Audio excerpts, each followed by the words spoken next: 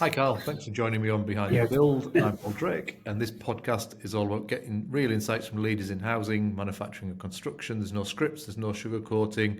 Yeah. So here's how I'd like to structure our conversation today. I want to understand your background, the trends you're seeing in industry, whether that's technology, market shifts, or operational changes, the challenges you're facing right now, and where you'd like to take the business over the next 6 to 12 months. Then we'll wrap up at the end with any insights that we might have found. Does that sound good? Yeah, that sounds absolutely wonderful. Yeah. Cheers. Great. Yeah. Probably Yeah. take about 30 to 40 minutes. Yeah, sure thing. Okay.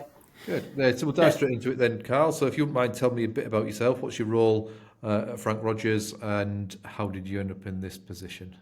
Well, yeah. So my role in Frank Rogers is operations manager. I think I fell into the role. Obviously, I've been in the construction industry since I was 16 years old, and I worked on the client side, which was quite an advantage coming into Frank Rogers because I worked for a Riverside Group, which is I think it's the third biggest housing association in the country, and I was senior manager there. And when I left Riverside, I ended up going into work for Onward Homes as a commercial asset manager, another senior management role. But what I found is that these organisations were going through many changes, frequent changes, and obviously people were applying for jobs and so on like that. And I thought, this is time for the change. And then obviously I got contacted by Frank Rogers and asked if I would come and work for them because of my background in housing. So here I am today. I started as a contract surveyor for them. There wasn't actually a role for me, so I just sort of immersed myself into a role and found stuff to do. And then obviously opportunities come up, and then they asked me to come into this operations manager's role because I've always been in sort of a management role, if you like. And so that's how I fell in this role, and so on. So that's it. Yeah. Bit of background on Frank Rogers then. So what does it? So Frank Rogers has been around for about 50 years, and they started in a local high street here in Anfield, and so they started as a small contractor, but obviously they grew and grew and grew, and one of the main clients was Riverside Group. It was Riverside Housing at the time, and they started as a day-to-day maintenance repairing contractor, and I used to manage them along with 5 other contractors when I was in Riverside, and that's how I got to know the business. And it's always felt that you're in a bit of a safe pair of hands with Frank Rogers. They've got an attention to detail, a contractor that you can trust, but they've grown and grown and grown, and I think they're on a sort of growth strategy at the moment. I think the managing director wants to take it to sort of further heights in the industry. So the company split into 3 areas. So we've got like new build development and refurbishments where we do a lot of work in churches, new build developments, conservation work, and so on. And then we do like a lot of fire doors up and down the country, and we do that for Riverside Group and also a few other clients. And it was since obviously the Grenfell disaster that we sort of invested heavily into, what we're doing in terms of fire protection. So it'd be anything from fire stopping to fire doors. And then also we do a lot of planned investment with housing. So we do new windows and doors, new kitchens, bathrooms, quite commercial stuff. And then we're just embarking on decarbonisation for homes as well. So we just won a big contract for that, which is quite good. This is quite new to us. We're embarking on this, even though that we've tinkered along the way, doing small stuff. This is the first sort of commercial opportunity that we've got, doing retrofit, full house retrofit, which we're quite excited about, which is like the greener solutions side of the business. So it's a good time to be in the business, and we've started taking on contracts managers and admin roles, obviously because there's a requirement for it. So and then obviously we're getting the work. So it's great. So excited about that. Excellent. What does a typical day look like then, Carl, if there is one? Well, a typical day can be quite reactive. So, we can try and plan the week. And, obviously Monday mornings are the busiest mornings where we try to keep our diaries full for the next 2 weeks, where we've got site managers. We try to keep the productivity going, which is paramount because it's obviously cash flow for us. And we do like a lot of like tender opportunities. We've got QSs working all the time, obviously undertaking tender opportunities that come to us. But at the same time, we do valuations every month because that's critical as well. And that seems to be a critical path, if you like. So we're just recruiting for another quantity surveyor at the moment to give us a hand with all this stuff. So obviously there's deadlines to meet in terms of valuations, but the tender opportunities are quite laborious, if you like, because a lot of the time the cost inside of it is pretty straightforward. But then obviously we're doing the pre-qualification questionnaires, which take a significant amount of time. So we're actually using a company at the moment called Executive Compass up in Newcastle, where they do bid writing with our help. And we've got like our own internal pre-construction manager who is immersed in pre-qualification questionnaires across the business. So they do it for the construction side and they do it for our side of the business as well. So that's quite busy. This week for me, I've got interviews. We've got contracts manager leaving, so I'm having to sort of look at the business from that side of things and work with our director, Barry Fallows, to look at how we sort of direct our resources accordingly. So so it's ongoing all the time. It's quite busy. So yeah, that's what a typical week. I've got interviews this week and meetings with clients. So we have progress meetings with a lot of clients. They're scheduled in for this week, where we have to put reports together to show where we're up to and what our progress is like with them and so on like that. So yeah, that's a typical week. Busy. Yeah. So are you seeing any trends in the industry currently around sort of technology or operational efficiencies? So operational fit. Well, there's quite a bit of trends at the moment in the fire protection world. So with one of the biggest sticking points we've found at the moment, I don't know whether we call it a trend, but the building safety regulator for high-rise buildings has put a bit of a spanner in the works, if you like. Whereas a lot of clients are having to go through this building safety regulator gateway for approval for fitting fire doors or major works in high-rise blocks. And obviously this has stemmed from the Grenfell disaster a couple of years ago. So that's put a bit of a sticking point on the work that we do in terms of fire safety.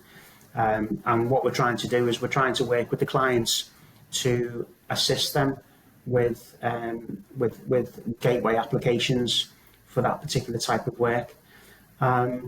So we've got quite a few partners on board to assist with that. We sometimes feel the clients aren't prepared for this type of engagement.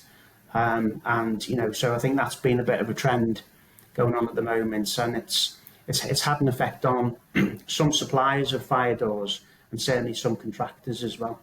So that's been a bit of a sticking point, if you like, for want of a better word. That's been one difficulty. So because we've invested heavily in what we call like a golden thread approach to fire doors, and making sure that from inception to completion of installations, because don't forget we're fitting in excess of 2,000 fire doors a year. It's quite significant. And so basically we want to make sure that what we do is robust and it's got like what we call a golden thread approach. We also invest heavily in training as well with our internal staff. We're always on training, ensuring that people are equipped and have the necessary skills to undertake the work that they're asked to do. So that's another big area, of challenges. But yeah, that seems to be one big issue. We use a system called eWorks and OneTrace, which is obviously electronic platform that we use to assist in taking photographs of fire doors as they're getting installed, every stage, and we're going to roll that out across the rest of the business in terms of decarbonisation works, retrofit stuff as well. So we're trying to build in consistency across the business. So that's yeah. Sounds like a good operational efficiency Yeah. driver. Any impact from AI that you're seeing in your industry? Well, I haven't seen any AI yet, other than people using GTP. Is it? Seems to be, everyone seems to be using that. It seems to be floating around all over the place on your emails and everything.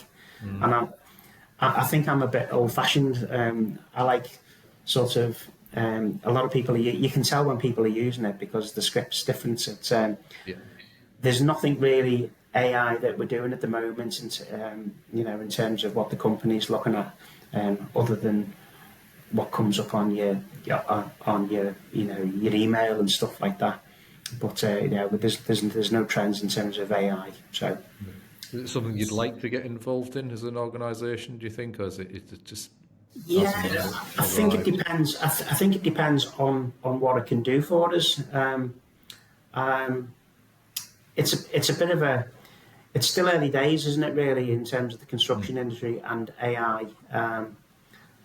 Certainly, like when we're looking at PQQs, they stipulate that that we shouldn't use AI, and they seem to know. I don't. Maybe it's just me being a bit old-fashioned, but I don't. I mean, I don't know whether you use it, Paul, or whether you're familiar with it. Yeah, use it quite readily. Do you? In what sense do you use it? I'm turning the question around here because I'm interested. So there's a couple of aspects. We use it from a day-to-day approach to help creating content. So that's its primary role in this. But we also develop solutions for people in the social housing space that provide boiler installations, that sort of thing. So when they take, this is just an example.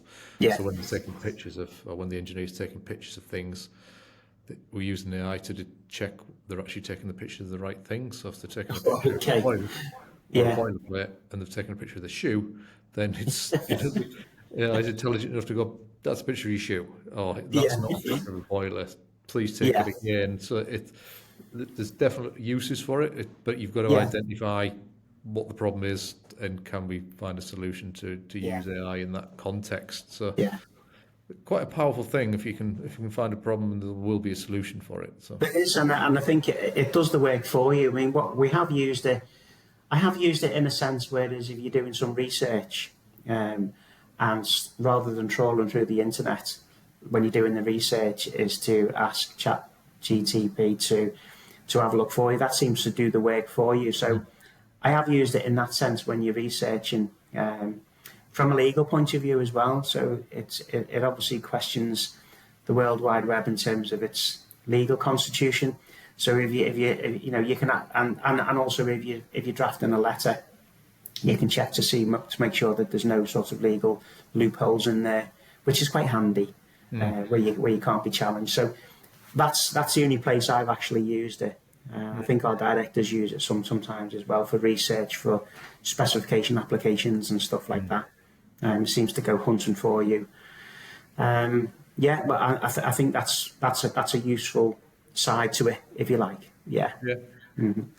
So you've talked about a few challenges that are going on in the business. Are there any opportunities that you're excited about that you've seen? Well, I'm quite excited about the sort of retrofit stuff that we're embarking on. I know that the government's got a target of 2050 to decarbonise the whole country, which. And I think obviously social housing and the work that we're doing on social housing obviously is a key part, and we're quite excited to embark on that. And obviously we've just won 100 properties to retrofit, which we are excited. We just signed contracts for that, which is great. That is an exciting opportunity. And I think once we've sort of embarked on that and we've got that under our belt, it gives us an opportunity and it opens up the doors for us to sort of explore other retrofit schemes and tenders. Because I think a lot of these, I think it's been monopolised in the past by energy companies, or subsidiaries of energy companies, and they've sort of monopolised as being the key players in the industry for decarbonisation. And I think having that opportunity as Frank Rogers, I think that's going to open up some doors for us, and we're pretty excited about that, to be fair. So, yeah. Yeah, exciting times. Yeah. Moving on to strengths then, and where would you say Frank Rogers is currently positioned in the market? I think we're a small to medium contractor. We're very local in the community here in Liverpool. We've expanded slightly outside of Liverpool, like Manchester, Carlisle, even down in London. So I think we're sort of perfectly placed because we haven't maxed out our overheads yet. So we're able to be competitive in the marketplace. And we do a lot of things in the community as well here. So we support many sort of charities in the local area, and we've just won an award as well. So we're always winning awards. So we get nominated for awards all the time, which is good. And we work with local. We use local labour here in Liverpool. Even though we're classed as a small to medium contractor, we're on that sort of trajectory, if you like, of growth. And we want to stay like a local community contractor, but at the same time, we want to sort of reach out a little bit and look at further commercial challenges and opportunities that are out there. So it's great to be a small medium contractor and not a first tier contractor. But obviously we are expanding what we'd like to do. So yeah, we're a very community driven contractor. Yeah. Good. What would you say that Frank Rogers does extraordinarily well, if you could? Well, I think that our attention to detail. We like to think that we go the extra mile with clients. Certainly in social housing providers are our biggest clients, and we seem to go the extra mile with them. We do like a lot of social value events, and I can be sitting here behind my desk, and then one day in the week I might be going to do some gardening somewhere. Nice. Or we attend events where we sort of do we even fit windows for free, or we do anything that's required really to fit in. We believe a lot in the sort of social inclusion, and getting involved with residents and tenants in local community fundraising areas. So yeah, it's I think we do that very, very well, and we market ourselves on that. And every contract that we win, we always look for the opportunities to do some social value, which we think is really, really important. And also we've got a lot of trust. A lot of our work is about repeat business, and it's because of the trust that's been built up over the years. And I've got to say that all the employees within Frank Rogers, they've been here a long time. So there's no churn in Frank Rogers. People stay, and we've sort of built up a good team. Our strengths showing through when we're working with clients outside of the business, and I think that's what sets us apart from a lot of other contractors. So I'm quite proud to be working for Frank Rogers and be involved with that. So yeah. Good. It's always nice to hear that, isn't it? Yeah, it is. From your customer perspective, then, do they ever feedback on anything that you're doing, and what's kind of the depth of that you get consistently? Yeah, we do. So every contract that we work on, there's always a suite of key performance indicators, and there is. In fact, we just had one this morning from the chief executive of Plus Housing on a certain situation that we dealt with, and which is lovely to know. We reward our sort of employees when things happen like that, with vouchers and stuff like that, because we just think it's a nice thing to do. And also it shows our appreciation in this, and we reward the staff accordingly. So yeah, we're always governed on key performance indicators, customer satisfaction, costs, variations, you name it, and we always come in the top quartile of satisfaction. So when we do the pre-qualification questionnaires, we always get asked that question, and we can evidence that moving forward, which is always a good thing. Yeah, really good. So we'll move on to future goals and challenges then. So where's the business going over the next 6 to 12 months? What's the plan? Well, it's like I mentioned before. I think obviously the decarbonisation work that we're doing, that's one of our biggest goals. Also the fire door and the fire protection work, that's where we'd like to grow the business as well, is making sure that people are safe in their properties, whether high rise, low rise. We've got a very good reputation with a couple of clients doing the fire protection work, making sure that people are safe. We've invested heavily internally on making sure that people understand the business around fire protection and fire doors.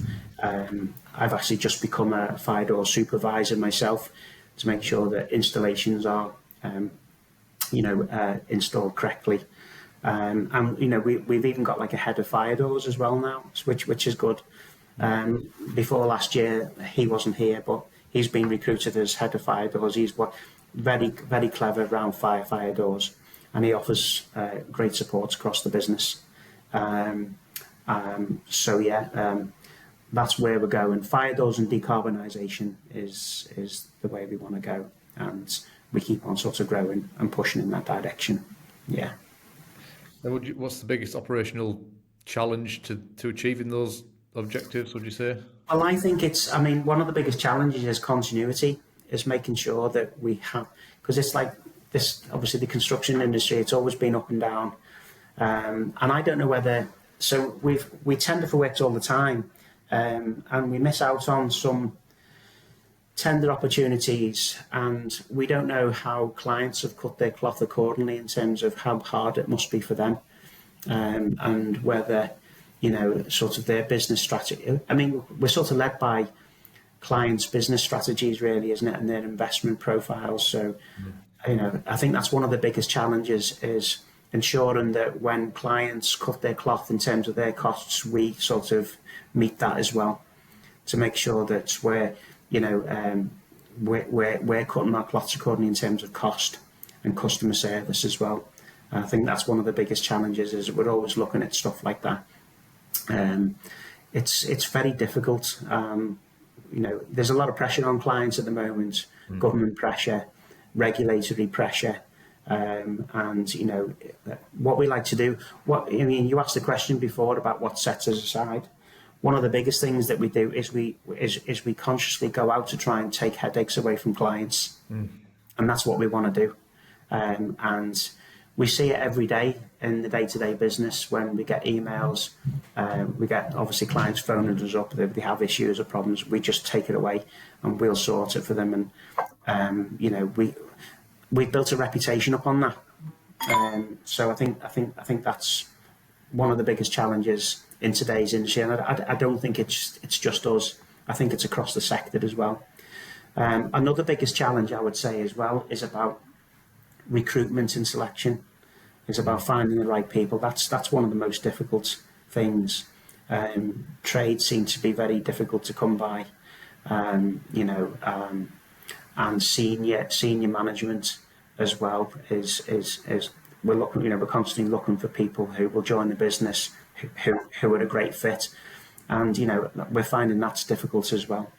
That is one of the biggest challenges is trades. Yeah, definitely. It seems to be across the board, that one, doesn't it? Yeah, recruitment, it is. finding good people. Exactly. I mean, I'm a plasterer by trade when I started, obviously, but when I was in the industry, I can say it like old school if you like, and most of our senior managers in Frank Rogers have come from the trades background, and then they've obviously worked their way up. Even our director Barry Fallows, he was a joiner, and a lot of other. I mean, we've got another contracts manager. He was a bricklayer, so they've always come up through the ranks, and it's good because they can walk the talk, if you like, So it's an interesting concept. Even the humour is the same. Psych humour, it's you can tell other trades, but I think that's one of the biggest challenges, like what you just said, is across the business or across the sector is trying to find decent trades and people with the experience. And I think the other thing as well, we just had a situation where we've just had a new contracts manager on us from a first tier contractor, very corporate contractor, and he said, I want to join a small to medium contractor with the less pressure. And that was interesting when he said that, when obviously we interviewed him and he said that, and basically he's come to a point in time when he's not working in a sort of politically fueled environment, whereas in Frank Rogers it's pretty much laid back, a very good team spirit, and everyone's here to help each other, and that seems to be the ethos across the business, which is nice because people want to join that sort of environment as well, so it's good. Yeah, good. So you mentioned the challenge around your customers cutting their cloth to suit them. So how do you actually manage that if they decide one day that actually we're turning the tap off? How do you manage that? So, well, funny enough, because every time, obviously, we can tell because, a lot of clients, when I was on the client side, we used to have what you call a stock condition survey, and that used to feed into productivity in terms of tendering and engagement contractors to undertake that work. Whereas now it's about budgets and what they have to spend and what can we fit in with that. How many properties can we fit windows for that amount of budget, and and it's seemed to have swung around a little bit because we've had the national insurance rises, and we've had to go with our cap to clients and say, look, national insurance has risen. We've had to put our costs up. Obviously the clients have to pay additional national insurance for their staff. That has an effect then on the actual physical works that you're able to do on site and invest in their properties. And so we understand that sort of concept and that situation where what clients are facing. So, we try to review it all the time, our costs, to make sure that they're competitive within the market, but at the same time providing value for money as well. Into how we engage with clients and what value we can add over in addition to the cost, So that's how we tend to sort of work with existing clients. One of the clients we've been with for the last 30 years. Wow. So so that's quite significant, really. So that's a sort of reputation that we've got. And again, it's the trust. And if clients come to us and they want to look at value for money, we always look at that and try to sort of cut our cloth accordingly to suit, provided it gives us the sort of security of work for the next 12 months or so on, like that. So yeah. Okay. Great. So kind of final question then. So you've mentioned the goals for the business, moving to eco and the retrofit in the next 6 to 12 months. So from a personal perspective, what does that mean to you to reach those goals? Well, I've always known that our director, Barry Fallows, has always been a big fan of retrofit, and he's tried to get it across the line in many ways. And I'm just made up to support Barry in doing that, and hopefully bring my experience of how I can support the business to do that. I'm chartered as well, so which is, they've invested that in me, and I want to invest my time and energy into trying to establish these goals that they want to achieve. So, for me personally, obviously I'm coming up to retirement in 5 years' time, and I'd like to go out with a bang, really, if I could. So it's like, I'm just made up. Sometimes I ask myself the questions, why didn't I do this before? Come onto the contractor side. We always call it the dark side, but it's not really. But yeah, it's from a personal point of view, I just want to support these achievements and be part of that, and hopefully win some more awards. Yeah, great stuff. Right, we've come to the end of our podcast, Carl, and it's been absolutely fantastic. Thank you very much. Yeah, so thank you for being so candid with your real challenges and opportunities. I've really enjoyed it. I hope you have too. Thanks, Carl. Yeah, I'll probably think of a few more answers, obviously, later on, but I thought, why didn't I say that, or why didn't I say this? But never mind. It sometimes goes that way. Yeah. Cool. Okay, thank you so much, Paul. Really appreciate the time and opportunity.